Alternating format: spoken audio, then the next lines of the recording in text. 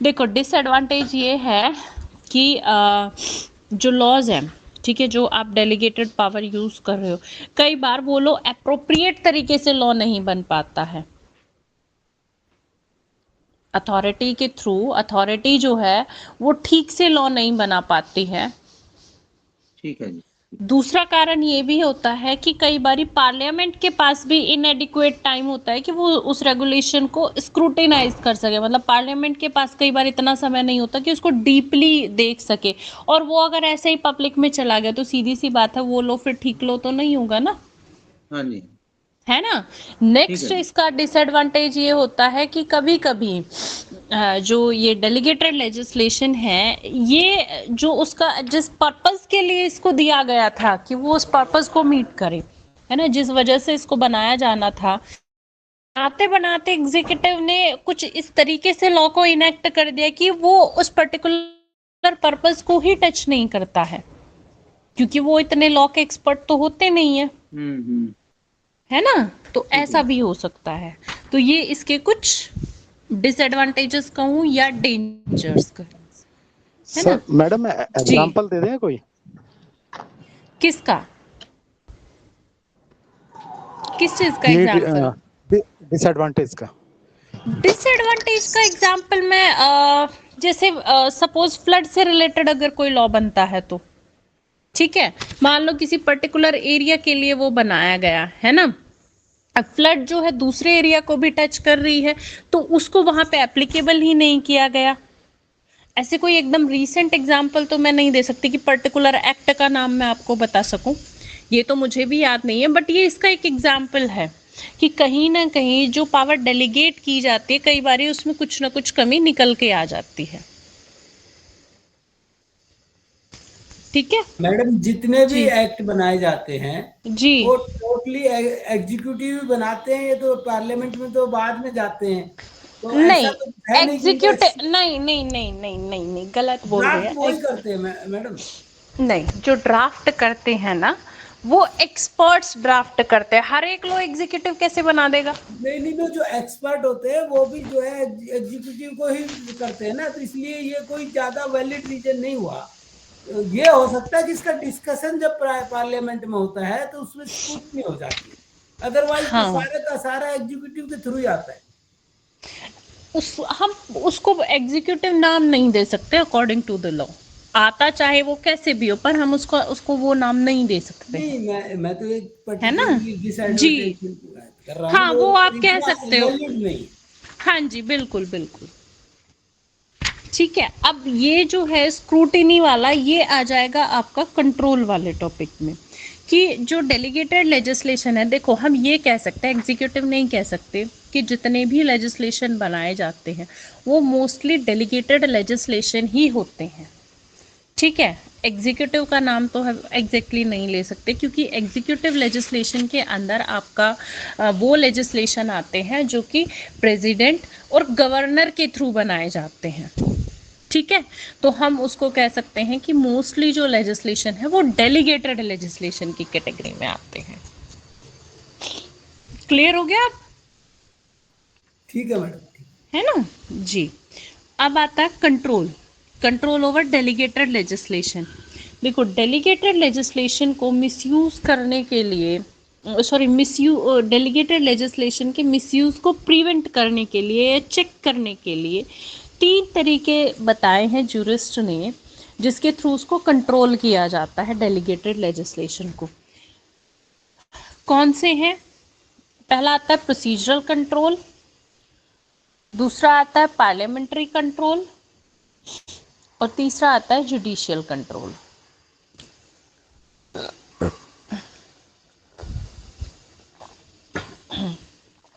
Procedural control, parliamentary control और judicial control. अब देखो प्रोसीजरल कंट्रोल में क्या आता है कि कुछ सेफगार्ड जो जरूरी है एग्जीक्यूटिव की पावर को या एडमिनिस्ट्रेटिव अथॉरिटीज की पावर को चेक करने के लिए, वो इसके अंदर आ जाते हैं। मतलब प्रोसीजरल कंट्रोल के अंदर टोटल तीन तरीके के मेथड्स अपनाए जाते हैं। कौन कौन से मेथड्स अपनाए जाते हैं इफेक्टिव कंट्रोल के लिए? बेसिकली पहला है prior consultation of interest,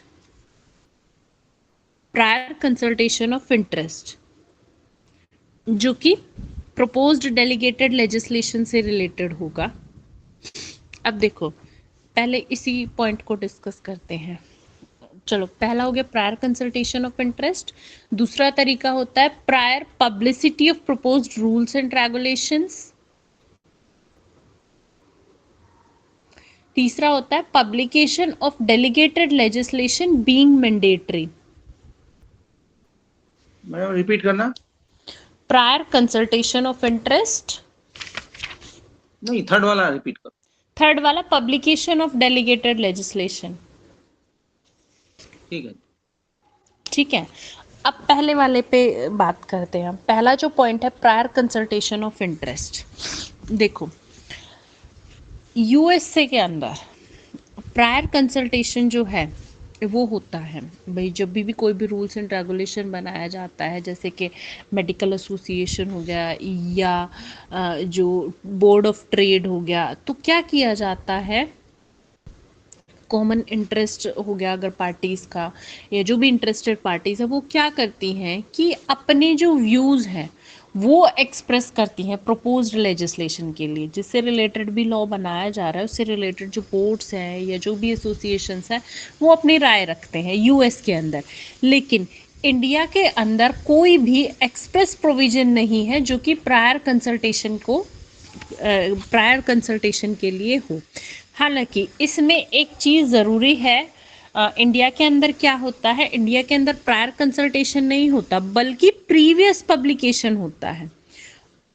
section 23 of the general clauses act 1897, ठीक है, यहाँ पे प्रीवियस पब्लिकेशन होता है। मतलब जब भी कोई लॉ बनाया जाता है, कोई भी रूल्स एंड रेगुलेशन बनाया जाता है, तो यहाँ इंडिया के अंदर उसको ना पहले पब्लिश किया जाता है, प्रायर पब्लिसिटी उसकी होती है। जैसे कि हम कहें कि एक्ट बनने से पहले वो बिल बनाया जाता है, तो अगर बिल में कोई भी खामियां होती है, सजेशंस मंगाए जाते हैं, तो जो भी उसमें कमियां होती हैं, जो भी उसके ड्रॉबैक्स हैं, उनको दूर किया जाता है उन सजेशंस के थ्रू या अमेंडमेंट्स के थ्रू। बाद में जाके फाइनल स्टेज पे वो एक्ट बिल जो है पास होकर के एक्ट बनता है। तो इंडिया में प्रायर कंसल्टेशन नहीं होता बल्कि प्रायर पब्लिकेशन होता है।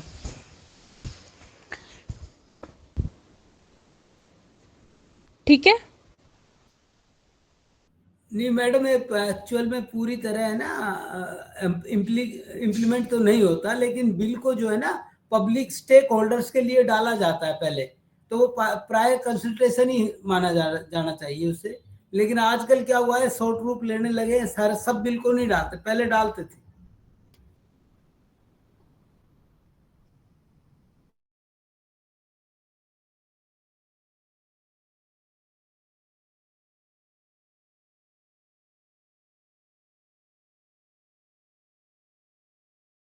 हेलो, हाँ, मैं बोल रही हूँ कि उसको ना प्रायर कंसल्टेशन नहीं बोला जाता, क्योंकि प्रायर कंसल्टेशन जो वर्ड यूज होता है वो यूएस में होता है, इंडिया में उसको प्रायर पब्लिसिटी बोला जाता है या प्रायर पब्लिकेशन उसको हम कह सकते हैं अकॉर्डिंग टू सेक्शन 20। बिल पे प्रायर कंसल्टेशन ही होता है।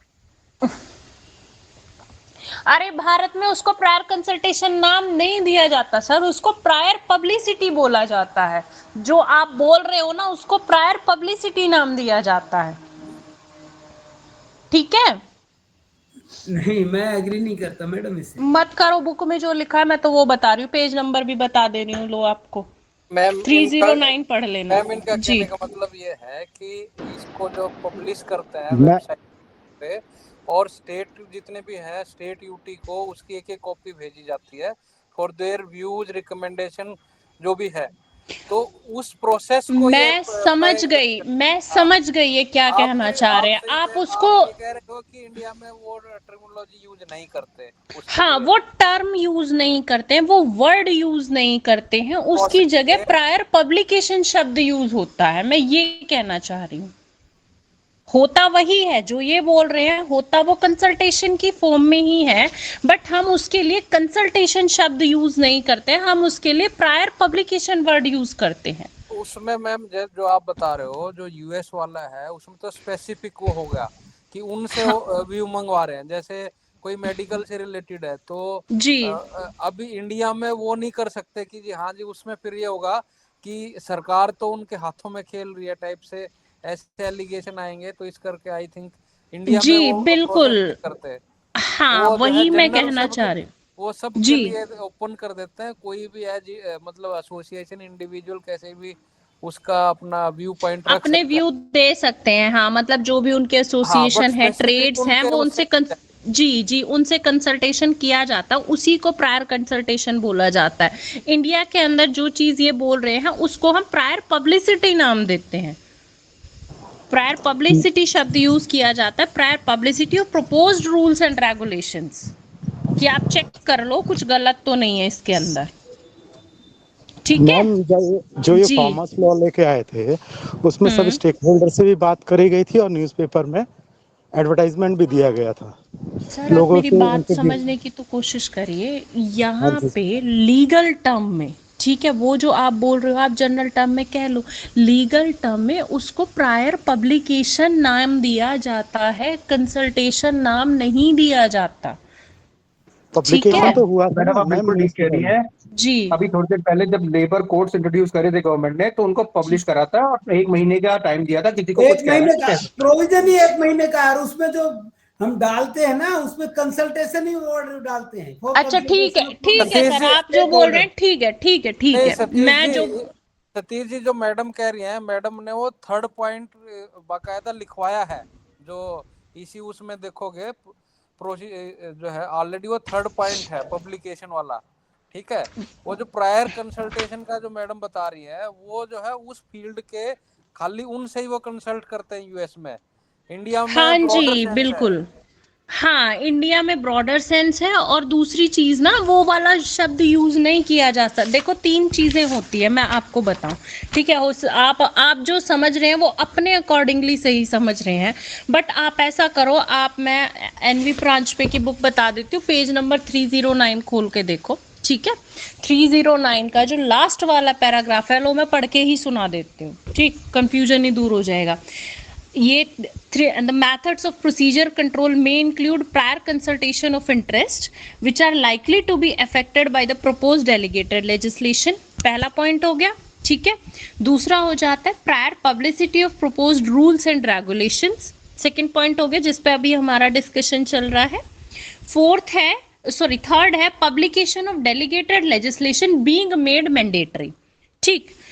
अब यहीं पे नीचे है, in US prior consultation with the concerned associations such as medical association और काउंट्री काउंसिल्स एसोसिएशन और board of trade etc is common, and interested parties are given opportunity to express their views on the proposed legislation. In India, however, there is no express provision of law for prior consultation, but prior publication is essential under section 23 of the General Clauses Act 1897। Likewise section 2, अब यहाँ इस वाली book में ना एक शब्द missing है, वो मैं आपको बता देती हूँ। यहाँ जो ये सेक्शन 2 है ना, section 2 of statutory instruments act 1946, ये इंडिया के पर्सपेक्टिव में नहीं है, ये इंग्लैंड के पर्सपेक्टिव में है, इंग्लैंड का है ये। पूरा पढ़ के बता देती हूँ, यहाँ ये मिसिंग है इसलिए मैं बता रही हूँ कि लिख लो, इंग्लैंड है। Section 2 of the statutory instruments act 1946 England का makes it mandatory that a statute must be published as soon as it is laid before the House of Parliament, though there is no such provision in India, but the courts have recognized the importance of this provision in several cases। I hope अब तो शायद थोड़ा बहुत clear हो गया होगा, ठीक है।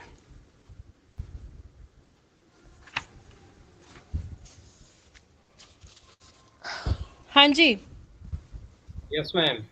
ठीक है है ना मैडम, आगे चले, ठीक है। जी। अब उसके बाद हाँ पब्लिकेशन हो गया, तो पब्लिकेशन तो नेसेसरी है ही कि जो भी चीज़ है वो पब्लिश होगी ही होगी।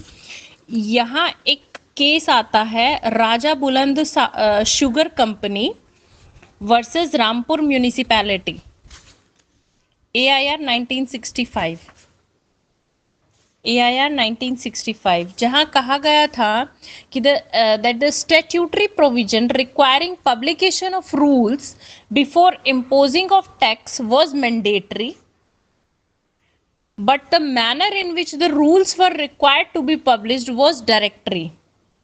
मतलब रूल्स का पब्लिश होना जरूरी है, ठीक है, मैंडेटरी है, लेकिन उन रूल्स को किस तरीके से पब्लिश कराया जाएगा ये डायरेक्टरी है, डायरेक्शन के अकॉर्डिंग होगी। And as there was sufficient compliance with the requirement of publication the rules were held to be valid. ठीक है, अब इसके बाद नेक्स्ट आता है पार्लियामेंट्री कंट्रोल। पार्लियामेंट्री कंट्रोल, देखो डेलीगेटेड लेजिस्लेशन का दूसरा जो मेथड होता है कंट्रोल का वो होता है पार्लियामेंट्री कंट्रोल। मतलब जब भी कोई रूल बनाया जाता है, रेगुलेशन बनाया जाता है, लॉ बनाया जाता है, उसको पहले पार्लियामेंट के सामने रखा जाता है ताकि पार्लियामेंट के जो मेंबर्स हैं उनको डिस्कशन की अपॉर्चुनिटी मिल सके और वो टाइमली उसको अमेंड कर सके। ठीक है, तो इसलिए पार्लियामेंट्री कंट्रोल किस तरीके से होता है, इस कंट्रोल को एक्सरसाइज करने के लिए कई बारी कमिटीज भी बनाई जाती हैं, ठीक है, जिसमें कि दोनों हाउसेज ऑफ पार्लियामेंट जो हैं वो पार्टिसिपेट करते हैं।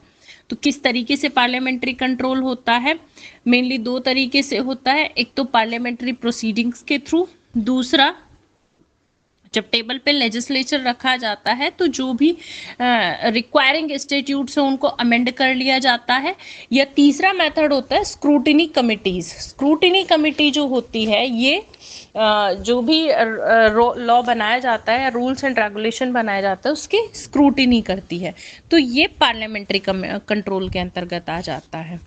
हालांकि इंग्लैंड के अंदर क्या होता है, इंग्लैंड के अंदर जब भी कोई बिल बनाया जाता है, सॉरी डेलीगेटेड लेजिस्लेशन के थ्रू, तो उसको पहले कहाँ रखा जाता है, हाउस में रखा जाता है। हाउस उसको मॉडिफाई कर सकता है, अमेंड कर सकता है और रिफ्यूज़ कर सकता है, तीनों चीज़ें कर सकता है। तो गवर्नमेंट जो इंग्लैंड की जो गवर्नमेंट है उसमें भी ऑलमोस्ट सेम ही प्रोसीजर होता है कि इंडिया में होता है। उसके बाद नेक्स्ट कंट्रोल आता है जुडिशियल कंट्रोल।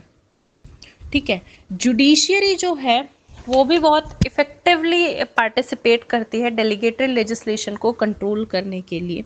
कैसे, जब जुडिशियरी को ये लगता है कि जो भी लॉ एग्जीक्यूटिव के द्वारा बनाया गया है वो कॉन्स्टिट्यूशन के इनकंसिस्टेंट है या पेरेंट एक्ट के अल्ट्रा वायरस है, पेरेंट एक्ट जहां से लॉ मेकिंग पावर डिराइव हो रही है ना, तो उसको कोर्ट के through null and void declare कर दिया जाता है। और जो ये डेलीगेटेड लेजिस्लेशन को एग्जामिन करने की जो पावर है वो किसके पास है, सुप्रीम कोर्ट या हाई कोर्ट के पास है। तो इससे रिलेटेड केस आता है re Delhi laws act case, AIR 1951, AIR 1951 री डेली लॉज एक्ट केस। यहाँ पे सुप्रीम कोर्ट क्या कहते हैं, सुप्रीम कोर्ट ने इस केस के अंदर ये कहा कि भाई जो भी लॉ बनाया गया है या लॉ मेकिंग पावर है जो डेलीगेटेड लेजिस्लेशन ने एक्सरसाइज की है वो इनवैलिड है। क्यों? क्योंकि जो इनेबलिंग एक्ट है वो अपनी कॉन्स्टिट्यूशनल लिमिट से एक्सीड हो गया। ठीक है, तो अगर वो एक्सीड हो जाता है तो ऐसा जो एक्ट होता है या वो जो डेलीगेटिंग पावर होती है वो इनवैलिड डिक्लेयर कर दी जाती है। अब कोर्ट इसमें क्या कहता है, जो मेन पॉइंट है, मेन पॉइंट ये है कि कोर्ट कहता है कि इंडिया के अंदर जो लेजिस्लेचर है it can not delegate it's essential functions और पावर टू द एग्जीक्यूटिव। मतलब जो इसेंशियल फंक्शन है उसको लेजिस्लेचर इंडिया के अंदर डेलीगेट नहीं कर सकता। अब इसेंशियल फंक्शन में क्या आता है, इसेंशियल फंक्शन में आता है जैसे कि जो लेजिस्लेटिव पॉलिसी है डिटर्मिनेशन ऑफ लेजिस्लेटिव पॉलिसी है वो नहीं किया जा सकता, या पॉलिसी को इनेक्ट करना, कोई भी पॉलिसी बनाना या उसको इनेक्ट करना, तो ये वाली जो पावर है ये डेलीगेट नहीं की जा सकती है। मतलब essential functions of the parliament can not be delegated. फिर दूसरा इसमें एक और केस आता है, air India versus Nargis Mirza. Air India versus Nargis Mirza, AIR 1981। ये दूसरा लैंडमार्क केस है इसका, ठीक है। अब कौन सी मिर्जा मैडम, दोबारा बोलना एक बार। Air India versus Nargis Mirza, Nargis में, ठीक है ना, बहुत ही मतलब ये लैंडमार्क जजमेंट था इसका 1981 का। ये केस आपने कॉन्स्टिट्यूशन में पढ़ा होगा। इस केस फंडामेंटल में राइट क्या- में था, फंडामेंटल राइट में था। हाँ बिल्कुल बिल्कुल फंडामेंटल राइट में था। इस केस में क्या था कि जो एयर इंडिया थी उसने ना एक क्लोज बनाई थी, हाँ, अपनी जो उनकी जो सर्विस रूल होते हैं उसके अंदर एक क्लोज डाली थी कि जितनी भी एयर होस्टेस है ना, अगर ये जब ये एयर होस्टेस बनती है उसके 4 साल के अंदर शादी कर लेती है और पहली बार माँ बनती है, मतलब प्रेग्नेंट होती हैं, तो शादी करने पर या फर्स्ट प्रेगनेंसी पर उनको टर्मिनेट किया जा सकता है एयर होस्टेसेस को। तो यहाँ सुप्रीम कोर्ट में चैलेंज किया गया इस 4 साल वाले रूल को और प्रेगनेंसी को कि भाई क्या ये फंडामेंटल राइट का वायलेशन नहीं है, क्या ये रीजनेबल है। तो सुप्रीम कोर्ट ने ये कहा कि जो फर्स्ट वाली क्लोज है, यानी कि 4 साल तक जब आप अपॉइंट होते हो उसके विद इन 4 ईयर्स तक एयर होस्टेस शादी नहीं कर सकते, दिस इज वैलिड। वैलिड क्यों है? क्योंकि एयरलाइन का बहुत खर्चा होता है, ट्रेंड करने में एयर होस्टेस को एक बहुत बड़ी कॉस्ट आती है, ठीक है। तो उसको बचाने के लिए ये वाली शर्त तो वैलिड है कि आप 4 साल तक शादी नहीं करोगे, ठीक है, 4 साल बाद कर लो। लेकिन जो सेकेंड क्लोज है कि अगर वो माँ बनती है, प्रेग्नेंट होती है, फर्स्ट प्रेगनेंसी पे उसको टर्मिनेट कर दिया जाएगा, ये वाली क्लोज अनरीजनेबल है और फंडामेंटल राइट के अगेंस्ट है, ठीक है, आर्बिट्रेरी है कि ये एक तरीके से एक ओपन इंसल्ट है टू इंडियन वुमेनहुड, है ना, क्योंकि माँ बनना एक फंडामेंटल राइट है, उसकी अपनी चॉइस है, आप इससे उसको डिप्राइव नहीं कर सकते। ये फंडामेंटल राइट का वायलेशन है, पूरे तरीके से अनरीजनेबल और आर्बिट्रेरी है, ठीक है। तो ये 2 केसेस आप इसमें लिख देना। अच्छा, फिर आता है नेक्स्ट कंडीशनल लेजिस्लेशन, ये बहुत इंपॉर्टेंट है। कंडीशनल लेजिस्लेशन, अब कंडीशनल लेजिस्लेशन क्या होता है?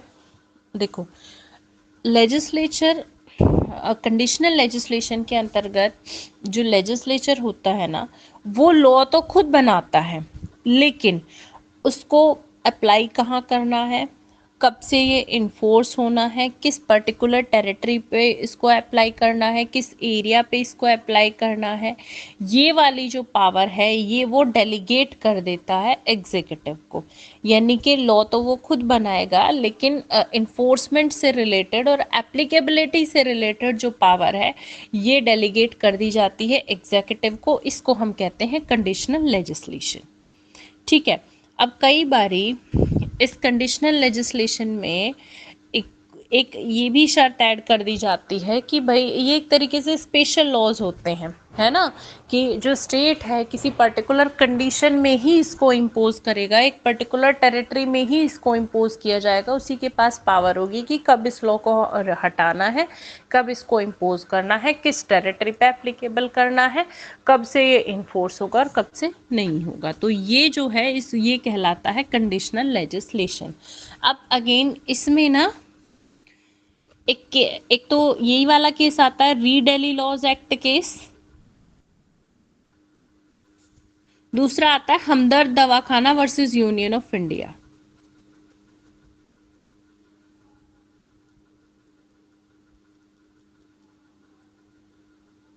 देखो, री दिल्ली लॉज एक्ट केस में क्या कहा गया? री दिल्ली लॉज एक्ट में ये कहा गया कि जब कोई भी अप्रोप्रिएट लेजिस्लेचर लॉ बनाता है, लॉ इनेक्ट करता एक बार है, दोबारा नाम बोलना, क्या री दिल्ली क्या है? री दिल्ली लॉज एक्ट, ठीक है। केस, ठीक है। इसमें ये कहा गया कोर्ट के थ्रू कि जब भी लेजिस्लेचर कोई लॉ इनेक्ट करता है, ठीक है, और उसको किसी दूसरी अथॉरिटी को ऑथोराइज कर देता है कि भाई आप जो है एक किस पर्टिकुलर एरिया में इसको इन्फोर्स करें, किस डेट से करेंगे, ये आप डिसाइड करेंगे, इसका इन्फोर्समेंट आप डिसाइड करेंगे, तो ये कहलाता है कंडीशनल लेजिस्लेशन, इसको कहते हैं, ना कि डेलीगेटेड लेजिस्लेशन। डेलीगेटेड लेजिस्लेशन की कैटेगरी में ये नहीं आता है, इसको हम कंडीशनल लेजिस्लेशन कहते हैं।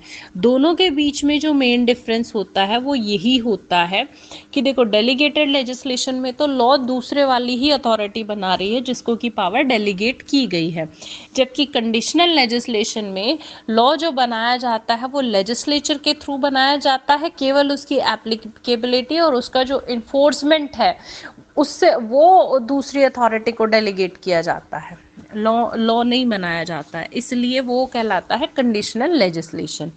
एक और दूसरा केस इसमें आता है Raghunath Pandey versus state of Bihar, AIR 1982।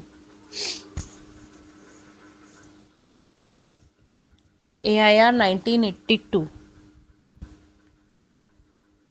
इसमें कोर्ट के थ्रू ये कहा गया कि इन अ कंडीशनल लेजिस्लेशन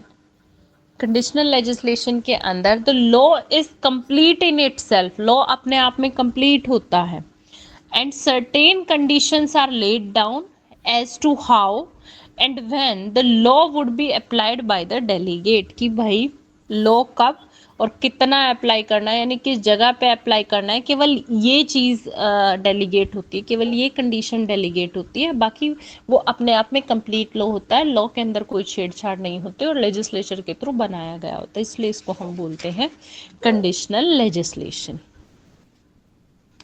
ठीक है, क्लियर? ओके जी। अब उसके बाद आता है आपसे ना एक और इसमें क्वेश्चन पूछा जाता है, वेरी शॉर्ट में आता है ये,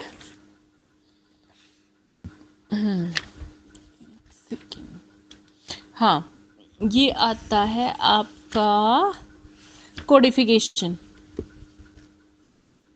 कई बार पेपर में पूछा गया है वेरी शॉर्ट में, कोडिफिकेशन। अब देखो कोडिफिकेशन कहते किसको है, होता क्या है कोडिफिकेशन, तो देखो कोडिफिकेशन जो है, कोडिफिकेशन का मतलब होता है एक तरीके से सिस्टमैटिक कलेक्शन ऑफ स्टैट्यूट्स, मतलब एक सिस्टमैटिक वे में स्टैट्यूट्स को कलेक्ट करना या बॉडी ऑफ लॉज उनको इस तरीके से अरेंज करना ताकि वो ओवरलैप ना हो या इनकंसिस्टेंट ना हो। अगर सीधे सीधे शब्दों में मैं कहूँ तो कोडिफिकेशन का मतलब होता है कि जितने भी लॉज होते हैं, है ना, उन सबको कंपाइल करना और उन सबको एक सिस्टमैटिक वे में अरेंज करना या कलेक्ट करना, ये कहलाता है कोडिफिकेशन।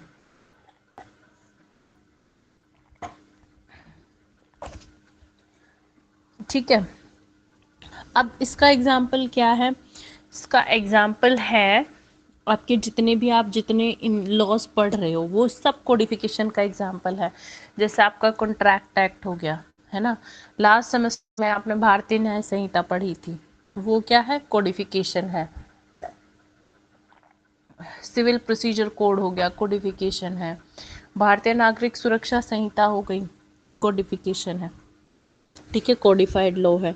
हिंदू लॉ हो गया, कोडिफाइड लॉ है।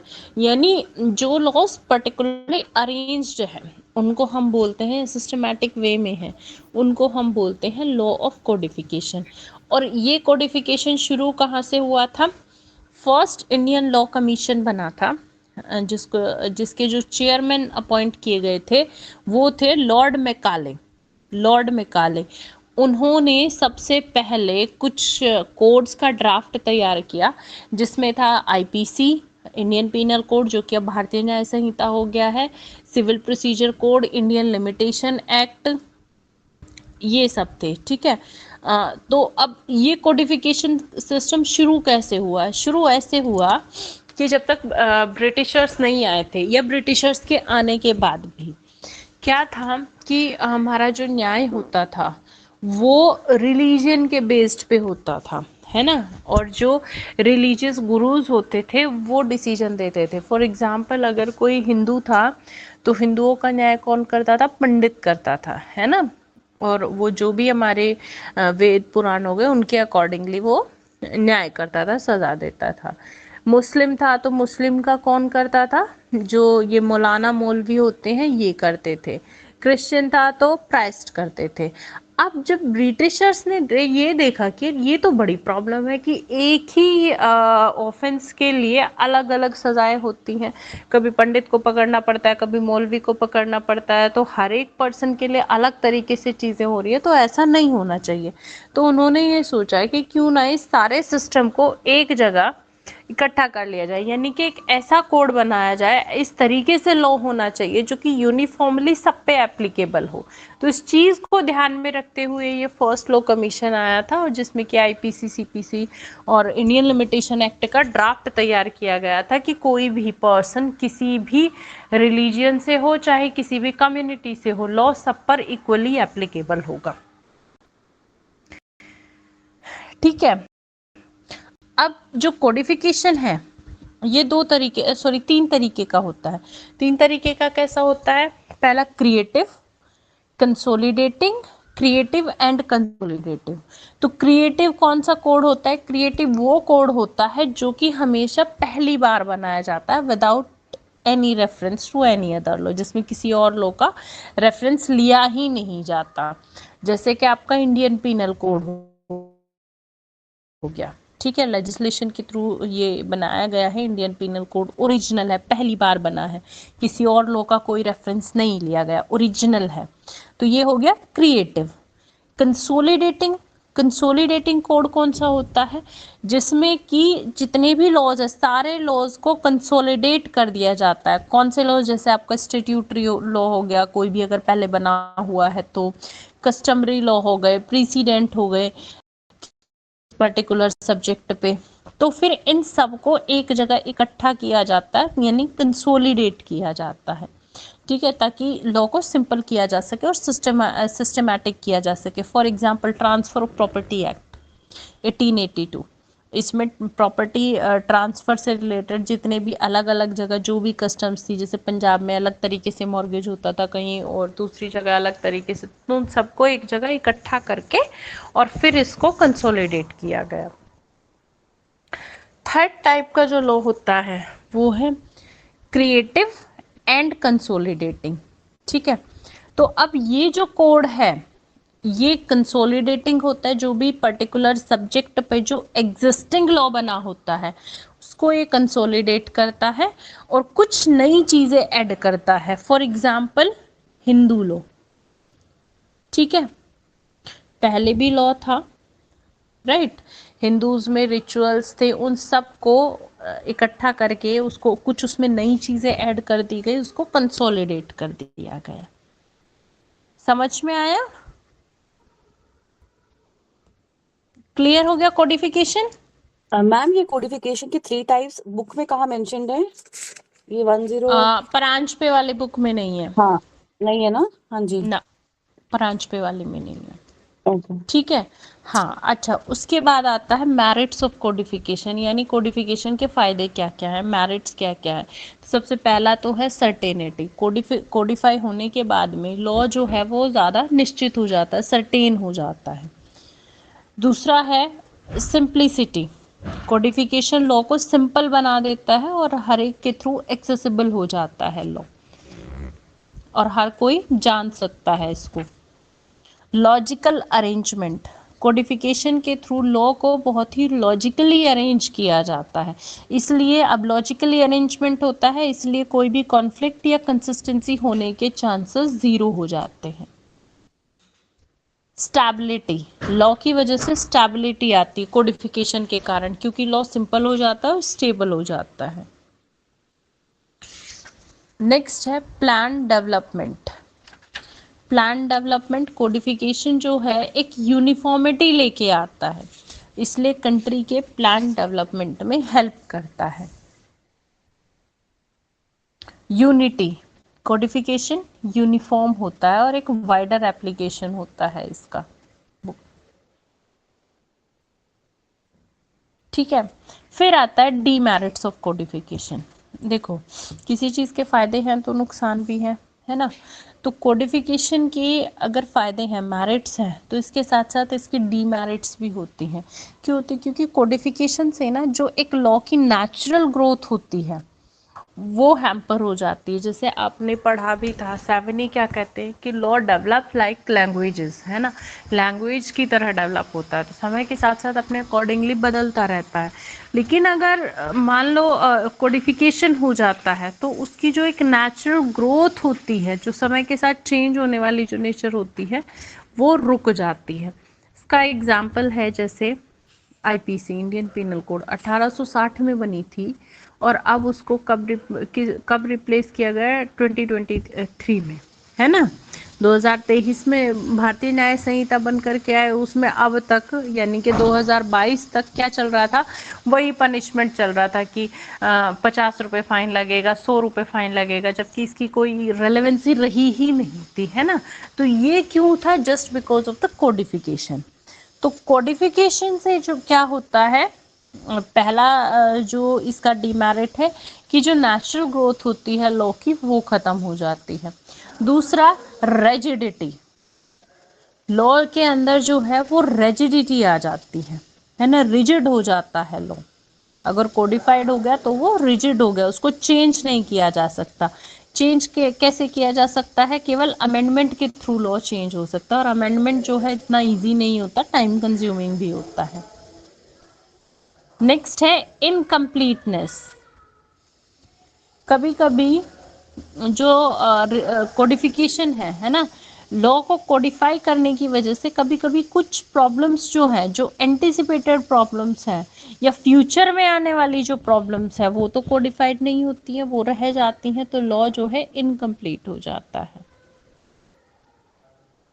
ठीक है, तो ये इसके कुछ डीमेरिट्स थे, यानी कि नुकसान थे कोडिफिकेशन के। Clear? Yes ma'am. Yes ma'am. अब मेरी साइड से आपका ये वाला जो टॉपिक है लेजिस्लेशन का, ये कंप्लीट हो गया है। Thank you welcome. मैम अगला चैप्टर क्या चलेगा? अगला चैप्टर मैं आपको कराऊंगी लीगल राइट्स एंड ड्यूटीज। देखो, आपके 2 चैप्टर जो हैं वो और इम्पोर्टेंट है, जिनमें एक एक लेक्चर पूरा पूरा लगेगा। राइट्स एंड ड्यूटीज हो गया, और दूसरा आपका हो गया पर्सनालिटी और ओनरशिप। ठीक है, इनमें समय लगेगा, मतलब एक एक पूरा पूरा लेक्चर, बाकी का फिर तो बहुत स्पीडली खत्म होएगा आपका जूरिस्प्रूडेंस। ठीक है, ओके। चलिए, okay then, bye, good night everyone.